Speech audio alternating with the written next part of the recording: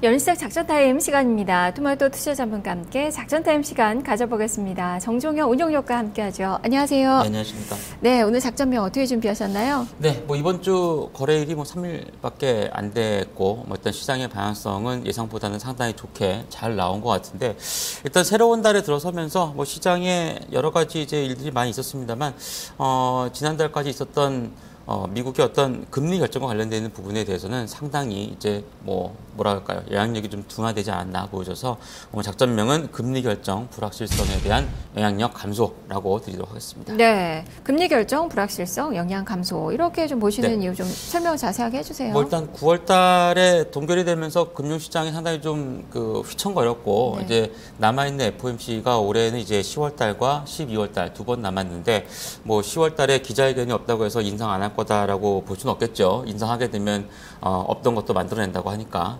10월이 될지 10월이 될지 FRB의 의견을 본다면 어쨌든 연내는 한번 하겠다는 의지가 강하기 때문에 막상 10월달에 안 하게 되면 거의 이제 12월이 확정적이다라고 하는 점에서 봤을 때는 이전보다는 영향력 자체가 많이 불확실성에 대한 변수가 영향력으로서는 많이 감소되지 않았나라고 좀 보고 있습니다. 네, 그만큼 많이 또 반영이 됐고 이제 12월로 거의 확정이 된다면 더 많이 또 그런 불확실성이 다 증시로는 반영이 좀 될 것으로 좀 보여지는데요. 자, 그렇다면 이 작전 수행하기 위해서 봐야 되는 미션들 어떤 걸 좀 볼까요? 일단 여러 가지 아직은 100% 제거는 아니겠습니다만 감소가 된다라면은 그 이외에 어떤 다른 변수들을 또 봐야 되지 않나라고 좀 판단이 됩니다. 그래서 세 가지 미션으로서는 첫 번째는 다가올 중국의 변화에 주목하자라고 하는 말씀을 드리겠고요. 두 번째는 외국인 매수 기조 변화가 임박했다. 세 번째로서는 실적의 상향 조정 종목에 집중하자. 라고 하는 미션을 드리도록 하겠습니다. 네, 첫 번째가 다가올 중국의 변화를 주목. 사실 미국의 불확실성은 이제 많이 완화가 되어가는 그 분위기라고 한다면 오히려 금리가 인상이 되면 불확실성 해소로도 좀 볼 수가 있는 그 상황이고요. 그렇죠. 중국이 문제예요. 네. 네. 사실 이제 저도 그렇고 이제 많은 전략가나 아니면 시장 전문가들이 이제 하반기 내지는 내연도 시장의 어떤 상승을 많이 예상을 하지 않습니까? 근데 상승을 예상하는 데 있어서 가장 어떻게 보면 중요 변수 중에 하나가 과연 중국이 살아날 수 있을 것이냐라고 하는 그런 부분이라고 볼 수 있습니다. 제가 9월 달에 들어서면서 코스피 월간 단위의 움직임을 말씀드리면서 우리나라가 리먼 사태 이후로 5개월 연속 음봉이 나온 적이 없다. 그렇기 때문에 9월에 어떤 상승 가능성이 높다고 말씀드렸는데 중국도 월간 단위의 흐름을 잠깐 차트상의 흐름을 보시면은 지금 이제 4개월 연속 음봉이 나타나고 있습니다. 중국도 마찬가지로 2008년도 리먼 사태 때도 물론 연속적으로 이제 급락이 많이 나오긴 했지만 그 이후에 5개월 연속 음봉 나왔던 경우는 제가 알아본 바에 의하면은 거의 한 번도 없습니다. 그렇게 본다면 결국엔 10월 달에 있어서의 어떤 상승 확률이라든가 양봉 형성에 대한 가능성이 상당히 높게 형성이 될 수 있다라고 볼 수 있습니다. 지금 당장은 휴장이긴 하지만 중국이 휴장을 하면서 어떻게 보면 국내 증시에 많은 선물을 던져줬다고 볼 수 있겠죠.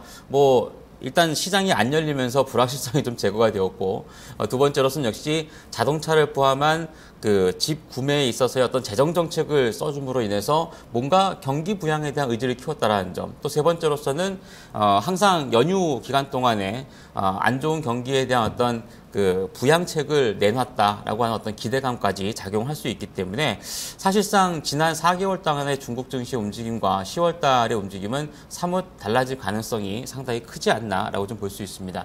일단 미국의 말씀하셨다시피 작전명에서도 말씀드린 것처럼 금리 결정 관련돼 있는 불확실성이 조금 가라앉고 있는 그런 상황에서 중국 증시가 일정 부분 어떤 강세를 기록해 주거나 부양책에 대한 효과가 진행이 된다라면은 국내 증시에도 충분히 좋은 재료로서 작용하지 않을까 보여집니다. 네, 일단 지표들이 워낙 또 좋지 못하게 나와서 부양책에 대한 기대감이 더 크게 좀 작용을 하고 있는데 사실 이번 연휴 끝나고는 또 부양책이 나올 가능성을 좀 높이고 있는 그 부분이고 오중 전해가 또 있잖아요.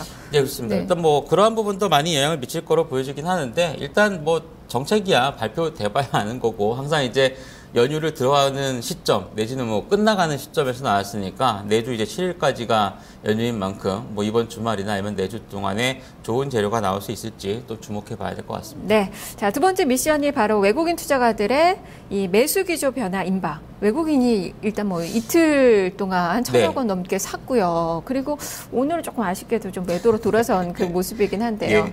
매도 뭐 많이 할 것 같지는 않습니다. 이거는 뭐 제가 이번 시간대마다 이제 많이 말씀드렸던 것 같아요. 외국인들이 거의 이제 클라이막스가 지났다. 매수 반전할 여지가 상당히 다가오고 있다고 말씀드렸는데 사실 이틀간 뭐 하루에 1,000원씩 샀다고 해서 외국인이 이제 매수합니다. 이렇게 말씀드리기는 굉장히 좀 약합니다. 그래서 하루짜리로 보려면은 못해도 한 3에서 한 5천억 정도의 매수는 보여줘야 그래도 외국인의 어떤 시각에 뭔가 변화가 있구나. 라고 하는 흐름으로서 볼 수 있을 것 같은데 일단은 외국인들의 어떤 매도도 그렇지만 상반되게 동반해서 같이 매도하지 않는 국내 기관의 움직임을 더 제가 볼 땐 중요하게 봐야 될 것 같습니다. 그만큼 어떻게 보면 자신감이 있다는 얘기겠죠. 어떻게 보면 매도해야 될 물량 자체가 많이 소진이 됨으로 인해서 앞으로의 매도는 뭐 일정 부분 강하게 진행이 돼도 이전보다는 시장 영향력은 많이 떨어질 수밖에 없을 것이고 또한 사안에 따라서는 어제와 그저께 시장처럼 일부 약간만 매수를 해줘도 시장의 탄력도가 상당히 강화될 수 있는 그런 부분이기 때문에 전반적으로 외국인들의 어떤 매도세가 뭐 다시 3, 4천억대까지 크게 증가하면서 확장되지 않는 한도 내에서는 제한적으로 나타날 가능성이 높기 때문에 이후에 어떤 변화에 대한 가능성을 예측하시면서 시장을 보시는 게 좋을 것 같습니다. 네, 자, 세 번째는 실적 상향 조정 종목에 집중해라.